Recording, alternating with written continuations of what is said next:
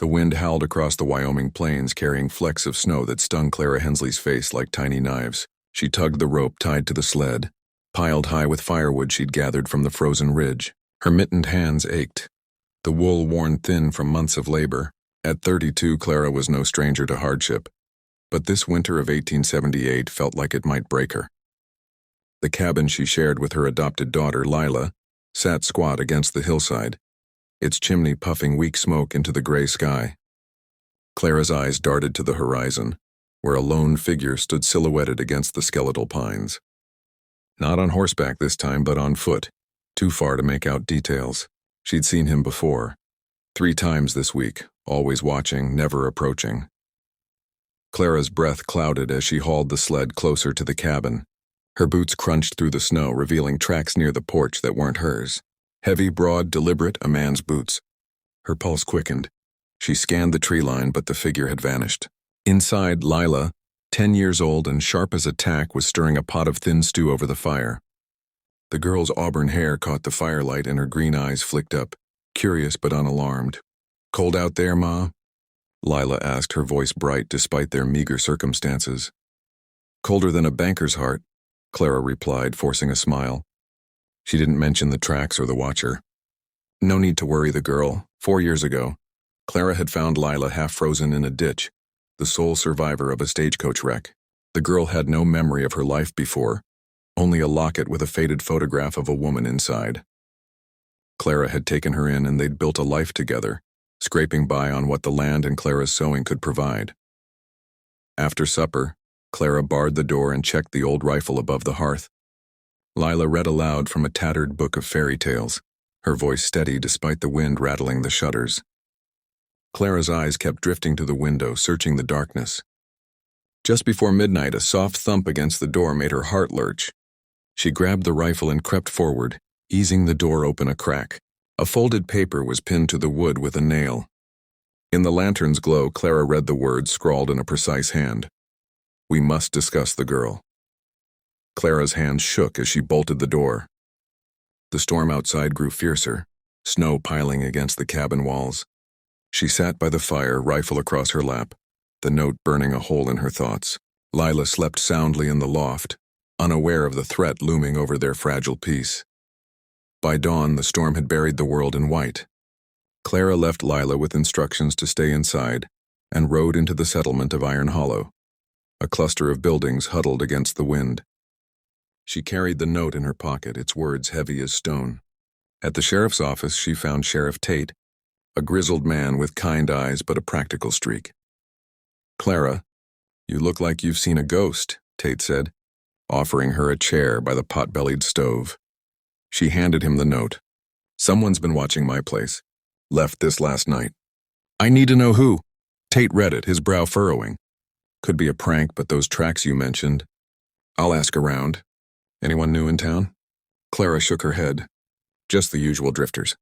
But this feels personal." Tate promised to investigate, but his tone suggested little hope. Iron Hollow was a small town, and secrets didn't stay buried long.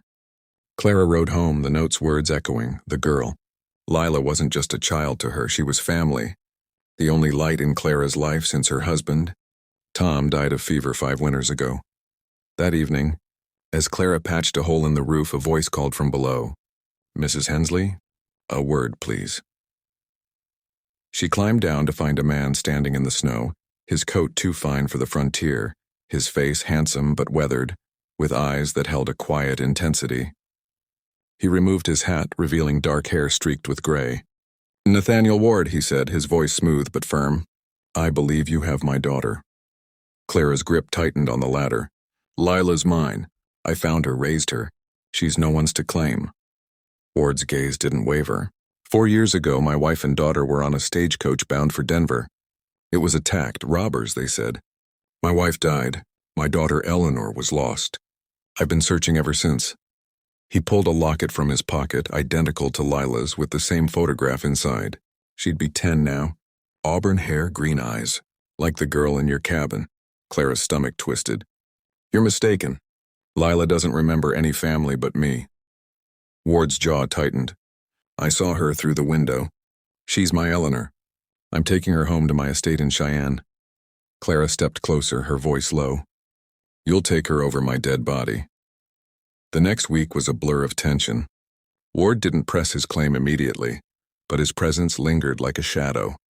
He rented a room at the Iron Hollow boarding house, and Clara heard whispers in town. Ward was wealthy, a railroad investor with ties to powerful men. Lila sensed the change in Clara's mood, asking, "Why's that man keep coming around, Ma?" Clara hugged her tight.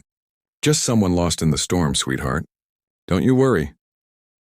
But worry gnawed at Clara. She rode to Iron Hollow again, this time to see Judge Harlan, a circuit rider who'd arrived for the monthly court session.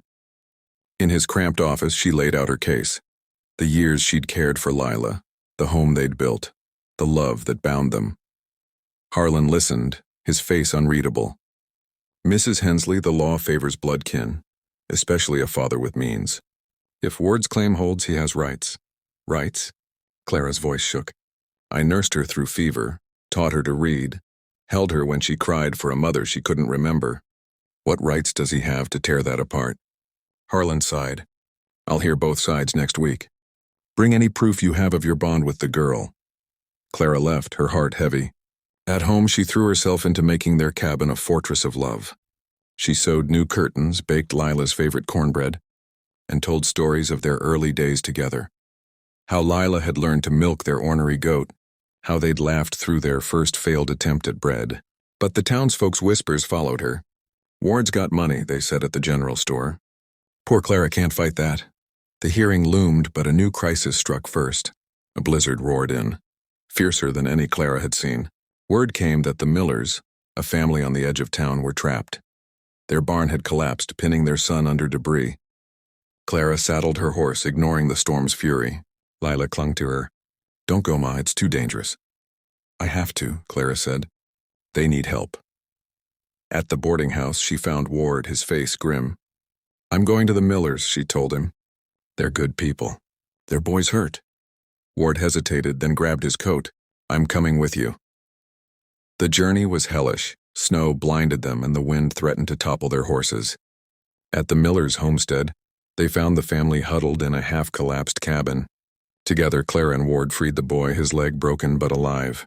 They rigged a sled and brought the family to Ward's boarding house, working in silent tandem. Clara saw something in Ward's eyes, gratitude perhaps, or respect. Back in town, as they warmed by the fire, Ward spoke quietly. "You're fearless, Mrs. Hensley. Eleanor, Lila, is lucky to have you." Clara met his gaze. "She's my daughter, Mr. Ward, not a prize to be won."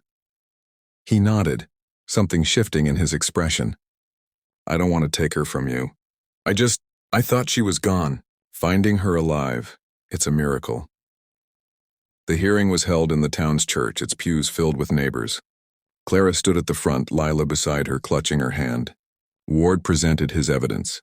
The locket, a birth certificate for Eleanor Ward, and a letter from his late wife describing their daughter.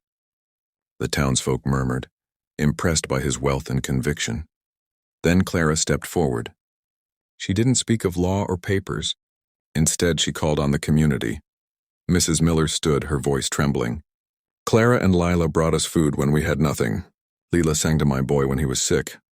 The blacksmith spoke next. "Lila helped my kids with their sums. Clara taught her to share what she knows." One by one, neighbors painted a picture of Lila's life in Iron Hollow, woven into its heart by Clara's love. Finally, Lila spoke, her voice small but clear. "I don't know who I was before, but I know who I am now. Clara's my ma, but..." She looked at Ward. "I'd like to know you, too." Ward's face softened, and Clara saw the man beneath the wealth, a father who'd grieved, now faced with a choice. He stood. "Judge, I withdraw my claim for full custody. I propose a compromise. Lila stays with Mrs. Hensley, but I'd like to be part of her life. Visits, letters, a chance to know my daughter." Judge Harlan nodded. "A wise solution. The court approves." Spring brought warmth to Iron Hollow. Clara's cabin grew with Ward's help. A new room for Lila, a sturdier roof. Lila spent Sundays at Ward's new house on the town's edge, learning about her mother and the life she'd lost. Clara and Ward's conversations were cautious but kind, their shared love for Lila bridging the gap.